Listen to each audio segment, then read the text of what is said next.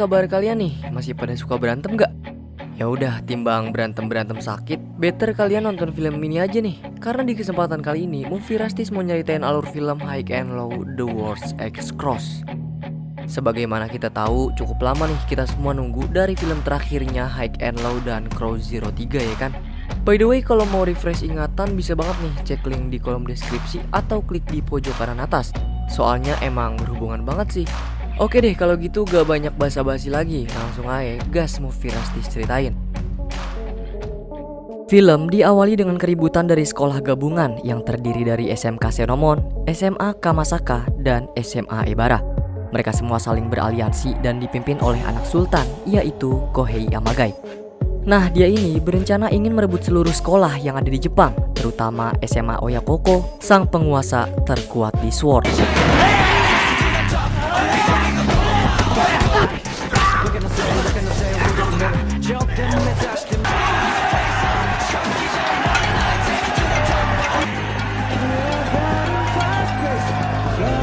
Kemudian di sisi lain kita diperlihatkan Fujio yang dengan mental bajanya tiba-tiba masuk tanpa diketahui ke dalam SMA Suzuran. Usut punya usut, ternyata kedatangan Fujio ke sana dikarenakan ingin bertemu dengan seseorang yang bernama Rao. Namun sayangnya Fujio yang baru aja memperkenalkan diri nih justru harus menghadapi para murid Suzuran yang mulai menyadari kalau Fujio ternyata murid dari SMA Oya. Di tengah-tengah pertarungannya melawan para murid Suzuran, tiba-tiba muncul seseorang bernama Binzo dari atap sekolah.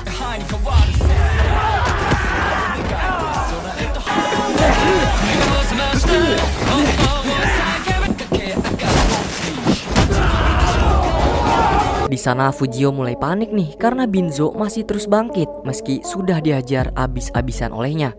Beruntung orang yang bernama Mercy langsung menghampiri Fujio dan barulah bocah Suzuran ini mulai tenang tuh. Mercy lalu mulai menjelaskan mengenai sosok Rao yang sangat populer. Sampai-sampai kalau emang Fujio mau ketemu, dia harus ngambil nomor antriannya terlebih dahulu. Nah, uniknya nomor antrian itu berbeda ya cuy. Bukan kayak ngambil nomor di mesin-mesin gitu dah. Tapi gini nih cara ambil nomor antrian di SMA Suzuran. Bukannya ngerasa kesakitan, Fujio justru merosting tendangan tersebut dan mengatakan kalau masih Todoroki lah yang memiliki tendangan terkuat. Setelah itu Fujio akhirnya memutuskan untuk kembali pulang dan di perjalanannya ia justru berpapasan dengan sosok Rao bersama Kansuke.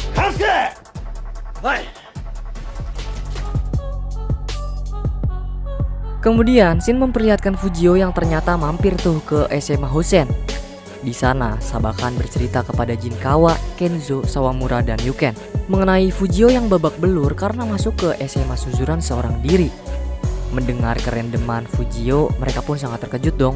Dan Sabakan pun akhirnya mulai menjelaskan tentang fraksi atau gengannya Rao kepada Fujio.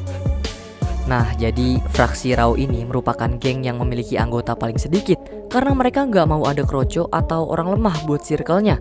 Dan meskipun mereka hanya beranggotakan 6 orang, mereka semua memiliki keahliannya masing-masing nih. Seperti Kamui yang ternyata bisa parkur dan jago banget buat nyari informasi. Lalu berikutnya ada Kansuke. Ia memiliki badan yang kuat banget buat bertarung. Selain itu, ia adalah orang yang paling sering bersama Rao. Selanjutnya ada Magoroku yang memiliki spesialis di tendangannya. Ya hampir sama lah kayak Todoroki. Terus berikutnya ada Mercy. Meskipun dia dijelaskan kurang lihai dalam bertarung, namun nyatanya Mercy adalah orang tercerdas di sana. Kemudian ada Binzo, seseorang yang Fujio hadapi sebelumnya nih. Ia memiliki julukan sebagai zombinya Suzuran. Ya bener aja lah, pantes. Meskipun tadi dia dihajar abis-abisan sama si Fujio, Binzo ini tetap bisa bangkit. Dan yang terakhir adalah Misaki Mario, atau orang yang kerap dipanggil dengan Rao. Ia untuk saat ini adalah orang yang paling disegani sekaligus manusia terkuat di Suzuran. Setelah mendengar penjelasan tersebut, Fujio pun mulai tersadar nih kemana sih sosok Sachio, soalnya dia belum menampakkan diri. Sabakan pun menjelaskan bahwa ibu Sachio ternyata sedang sakit, sehingga Sachio pun harus menemani ibunya untuk berobat ke luar negeri cuy. Balik lagi ke Suzuran, di mana semua murid dari kelas 1 sampai kelas 3 pada protes sama fraksi Rao yang seenaknya membiarkan Fujio pergi begitu saja. Akan tetapi semua murid pun seketika terdiam begitu Binzo berteriak. Lalu fraksi Rao akhirnya mulai menjelaskan bahwa hal ini belum pernah terjadi sebelumnya. Mereka punya alasan kuat untuk membiarkan Fujio pergi. Karena Fujio datang ke sini untuk ketemu Rao ya kan, bukan untuk menantang sujurannya. Dan hal tersebut bakal menjadi tanggung jawab untuk fraksinya Rao jika terjadi apa-apa. Kemudian setelah menenangkan para bocah suzuran yang gak terima, Mercy pun lalu meminta Kamui untuk terus mengawasi Fujio. Di keesokan harinya, barulah Fujio datang tuh ke SMA-nya. Terus dia juga memberitahu ke kawan-kawan bahwa kemarin dia baru saja ngedatangin SMA suzuran sendirian untuk menemui Lord Rao. Ya meskipun itu berakhir dengan bonyok di wajahnya. Yang lain pun otomatis terheran-heran dong. Setelah itu Jamuo pun lagi-lagi langsung menceritakan kabar burung yang pernah ia dengar. Kalau Rao itu punya 3 kisah legenda. Yang pertama adalah tentang legenda festival kekuatan SMA Kurosaki. Lalu kedua tentang legenda penutupan jalan tol. Dan ketiga tentang legenda Snake Ruby. Nah jadi Snake Ruby adalah kisah tentang Rao yang pernah mengajar salah satu pria di bar sampai koma. Di sisi lain, kita diperlihatkan Tsukasa yang sedang menghajar anak SMA lain karena berusaha menjadi sekolah terkuat. Di sana Tsukasa sempat melihat anak-anak Xenomon yang ternyata sedang memata-matainya. Namun di saat Todoroki datang, tiba-tiba anak Xenomon sebelumnya itu udah gak ada lagi di sana. Todoroki yang datang menemui Tsukasa pun lantas meminta izin buat cabut duluan karena emang mau pergi memancing. Sementara itu di sebuah bar terlihat 3 aliansi ini sedang nongki. Di sana Fujin bersama Raijin mengatakan kalau mereka hanya ingin berurusan dengan Todoroki. Amagai pun lalu kembali memberikan sejumlah uang agar mereka segera membereskan pekerjaannya, yaitu merekrut lebih banyak sekolah lain lagi agar bisa mengalahkan SMA Aoya dan mengambil alih wilayah Sword. Balik lagi ke Tsukasa yang sedang jalan bersama Todoroki dan Yuken. Ternyata di sini Yuken memang udah sohib banget ya sama Todoroki kelihatannya. Terus Tsukasa pun mulai bertanya perihal Rao dan ingin mengenalnya lebih dalam lagi. Yuken pun seketika mengajak Todoroki dan Tsukasa untuk datang ke kosannya Mercy. Tsukasa pun lantas menemui Mercy. Usut punya usut, ia ingin mendengar kisah Rao dari sumbernya langsung. Nah ternyata Tsukasa melakukan hal ini karena Kamui ketahuan sedang mengintai SMA Aoya. Jadi sekarang gantian tuh, ia yang ingin menggali informasi mengenai Rao. Lalu di keesokan harinya Fujio, Jamuo, dan Tsukasa datang ke daerah Tolarushi dan diantar oleh Motoaki. Mereka bertiga tanpa sengaja dilihat oleh Kenzo yang kebetulan sedang berada di tempat laundry. Namun begitu Kenzo mau ngebuntutin mereka, tiba-tiba ia mendapat telepon dari teman lamanya yang ternyata adalah Saboten. Balik lagi ke mereka bertiga yang kini udah tiba di tempat tinggal Rao. Fujio sangat terkejut melihat kenyataan kalau Rao itu aslinya baik banget. Ternyata diketahuilah Rao merupakan anak dari panti asuhan. Sejak kecil ia ditemukan oleh pihak panti dan dirawat di sana. Sampai akhirnya ia tumbuh dewasa dan pada saat itulah ia melihat salah satu anak panti yang dianiaya oleh ayah kandungnya. Nah untuk memberi pelajaran pada ayahnya yang bejat tersebut, Rao akhirnya datang ke Snake Ruby dan langsung menghajarnya. Jadi legenda itu benar adanya guys. Tapi dengan alasan untuk memberikan pelajaran kepada si ayah bejat. Terus karena sangat terkesan, Fujio pun lantas mendatangi Rao. Bukannya diajak berantem atau duel, tanpa diduga-duga, ia meminta Rao untuk menjadi temannya. Lalu di keesokan harinya, Fujio memberitahu teman-temannya kalau sekarang ia berteman dengan Rao. Sedangkan di sisi lain, Kenzo akhirnya datang menemui Saboten di bar, tempat nongkrong 3 aliansi tersebut.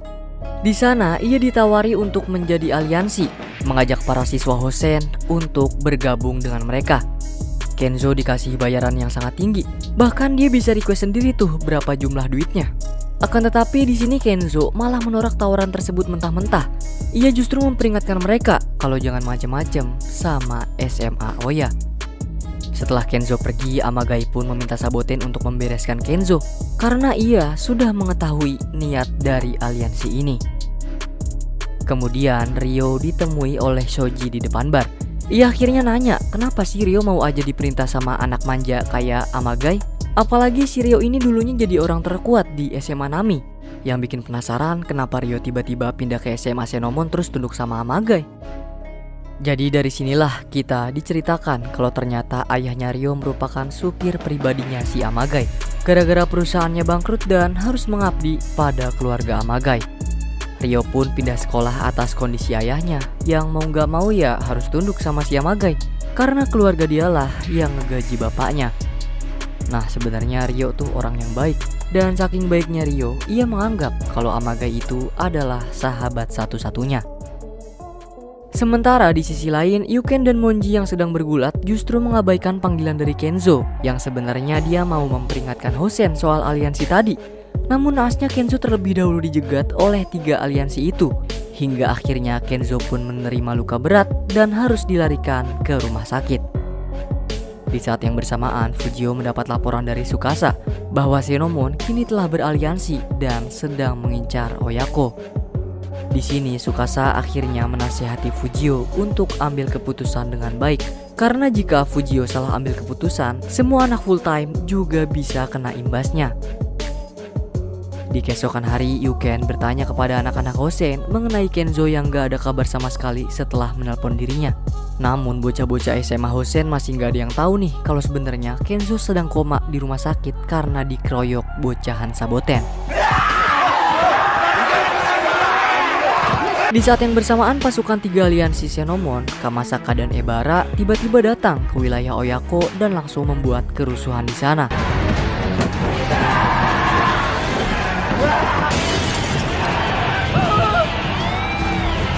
Setelah itu mereka pun saling berpencar untuk mencari para murid SMA Oya. Lalu Fuji dan Reijin terlihat mengurus fraksi Todoroki, yang mana di sana hanya terdapat Suji dan Shiba. Sementara itu Saboten terlihat bertemu dengan fraksi Shohei. Sedangkan sisanya yaitu Ryo Suzaki dan Hiro Reiji harus berhadapan langsung dengan Tsukasa dan Fujio. Nah, Jamuo di sini disuruh cabut buat mengumpulkan semua informasi, sedangkan Fujio menghadapi Reiji dan Tsukasa akan menghadapi Xenomon beserta Ryo Suzaki. Di sana meskipun Reiji telah menggunakan brass knuckle-nya, bagi Fujio Reiji bukanlah lawan yang setara buat dia.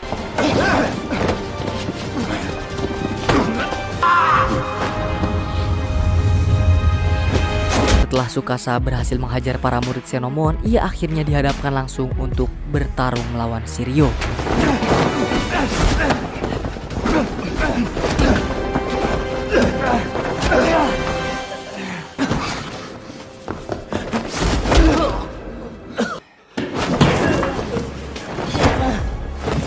Di sisi lain, rombongannya Sushi terlihat sangat terpojok karena harus bertarung di gang yang cukup sempit. Dan selain itu musuhnya ya pada pakai benda gitu berantemnya cuy. Gak mau teman-temannya jadi korban, Kiyoshi pun akhirnya menumbalkan diri agar Yasushi dan kawanannya bisa cabut dengan selamat. Pada akhirnya seluruh fraksi SMA Oya terlihat mengalami luka yang sangat parah akibat serangan yang dilangsungkan oleh aliansi 3 sekolah tersebut.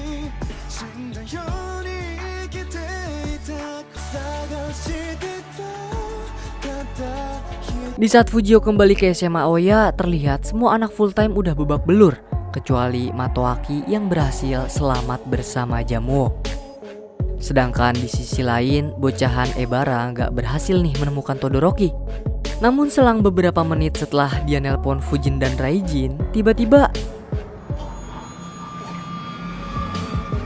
kini Fujio mengerti perkataan dari Tsukasa bahwa menjadi pemimpin itu nggak boleh gegabah dalam mengambil keputusan.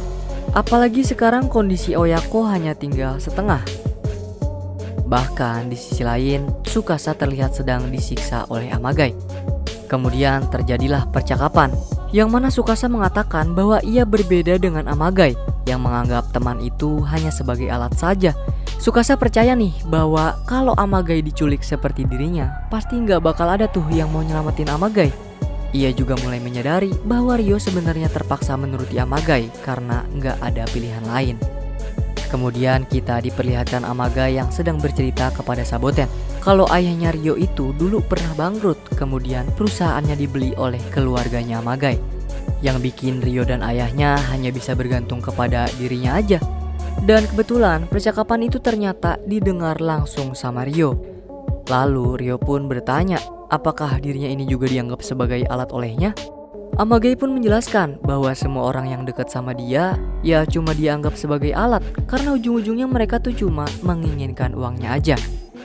Kembali ke Todoroki yang menemui Fujin, Raijin, dan Soji. Ia langsung berbicara secara terang-terangan. Kalau emang lu pada ada masalah, langsung ayolah ke orangnya, ngomong depan gua. Nah, Fujin dan Raijin di sana bakal bertarung melawan Todoroki. Namun dengan persyaratan jika mereka berdua kalah, maka Ebara harus cabut dari aliansi Amagai. Nah, sayangnya scene berantemnya kagak ada ya guys ya. Sementara di sisi lain, Kiyoshi yang sedang dirawat mulai menyadari bahwa di sampingnya itu ternyata adalah temannya, yaitu Kenzo yang sedang koma. Pada tengah malamnya, Fujio kini yakin bahwa ia merupakan pemimpin Oyako. Begitu juga dengan Todoroki yang baru aja berhasil mengalahkan Fujin dan Raijin. Kini Ebara resmi keluar dari aliansi Amagai. Namun kondisi Todoroki di sini terlihat udah capek banget cuy. Mana habis mancing ya kan, kudu gelut lagi. Nah, di sini mereka akhirnya dapat kabar soal Kiyoshi dan Kenzo. Sedangkan Fujio dapat telepon dari si Amagai yang langsung mengajak tempur di keesokan hari. Fujio pun lantas mengiyakan request dari si Amagai. Namun Todoroki di sana malah membantah keras karena sekuat-kuatnya Oya kini hanya tinggal setengah saja. Itu pun juga setengahnya udah dibikin babak belur. Todoroki pun meminta si Fujio harus sedikit realistis. Namun tanpa menjawab, seketika Fujio malah menghampiri Todoroki dan berterima kasih karena telah mengeluarkan SMA Ebara dari aliansi tersebut. Fujio pun dengan tegas dan lantang bilang kalau mereka juga punya aliansi yang harus mereka tunjukin kepada aliansi Amagai. Kemudian setelah hal tersebut, Fujio pun datang menemui Jinkawa untuk meminta bantuan SMA Hosen. Di keesokan harinya, Oya dengan sisa pasukan seadanya berkumpul bersama SMA Hosen yang dipimpin oleh Ozawa Itoshi. Mereka pun tanpa basa-basi lagi langsung ke STM Shonomon. Dan dimulailah perang besar aliansi tersebut.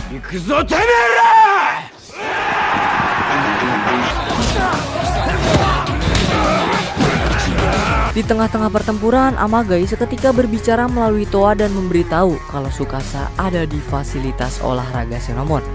Bocah-bocah Hosen dan Oya pun kini harus membuka jalur agar Fujio bersama Todoroki bisa masuk sampai ke sana.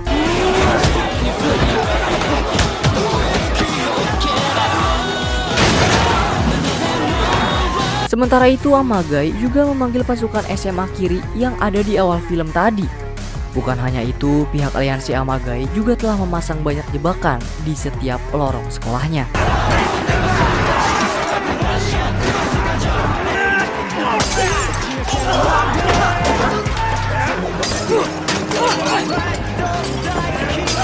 Saat Todoroki mulai terpojok karena lorong tersebut sangat kecil dan terlalu banyak orang, tiba-tiba beruntung pasukan Hosen yang dipimpin oleh Yuken berhasil masuk ke dalam gedung. Kini tinggal Yuken, Todo, dan Fujio yang berada di garis paling depan. Dan mereka pun segera menuju ke fasilitas olahraga Shonomon. Namun pada saat mereka dihadang oleh pasukan aliansi yang udah lengkap dengan senjata, secara mengejutkan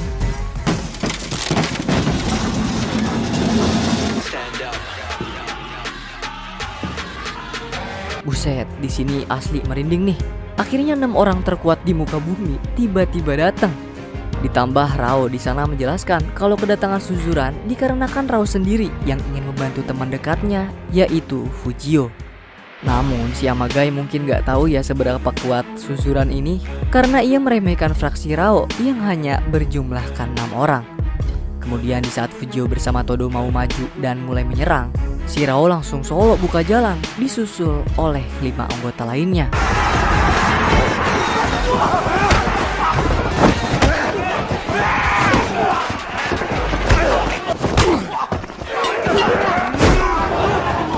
Setelah jalur kini dibuat lancar jaya, kini giliran Fujio, Todo, dan Yuken yang mulai masuk buat nyelamatin Tsukasa.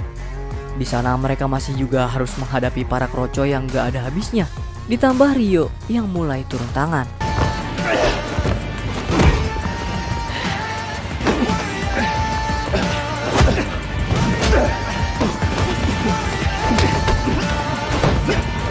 Untungnya Tsukasa berhasil diselamatkan.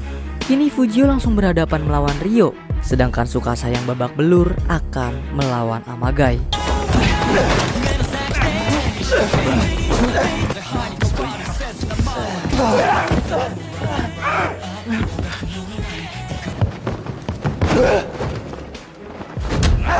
Sementara itu, Todo bersama Yuken akan melawan si bocahannya Saboten karena dia mau balas dendam soal Kenzo yang udah dibuat koma.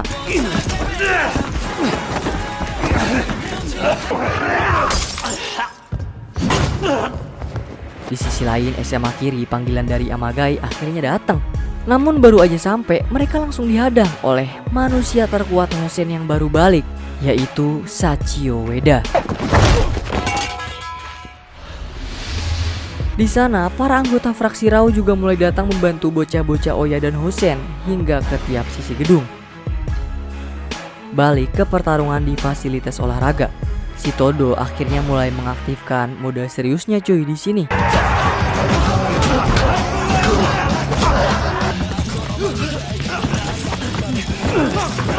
Seiring berjalannya waktu, kini aliansi Xenomon hanya tersisa Ryo bersama Amagai. Kini fraksi Rao, Hosen, dan Oya masuk ke dalam fasilitas olahraga. Namun meskipun begitu, Ryo masih belum menyerah. Ia masih terus maju karena menganggap Amagai adalah sahabat satu-satunya. Ia akan terus melindungi Amagai apapun yang terjadi.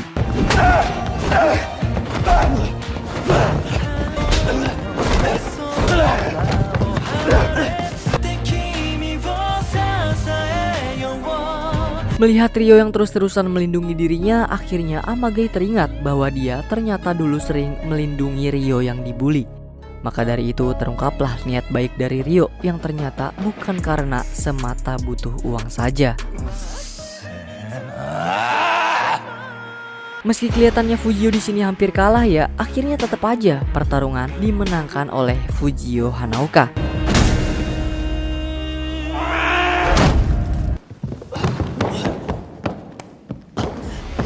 Tapi Amagai yang gak terima dengan kekalahan Ryo seketika langsung berusaha untuk menusuk Fujio.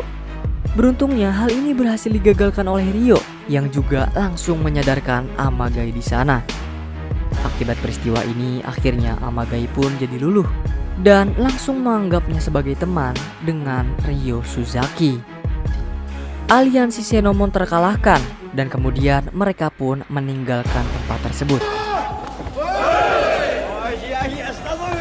Di perjalanan pulang, Mercy tiba-tiba berterima kasih pada Fujio karena ia telah menjadi orang pertama yang mendatangi Rao untuk berteman. Lalu di perpisahan antara ketiga SMA tersebut, Fujio pun mengajak Rao bertarung, disusul dengan Sachio yang juga ingin mendapat kesempatan kedua untuk melawannya kembali.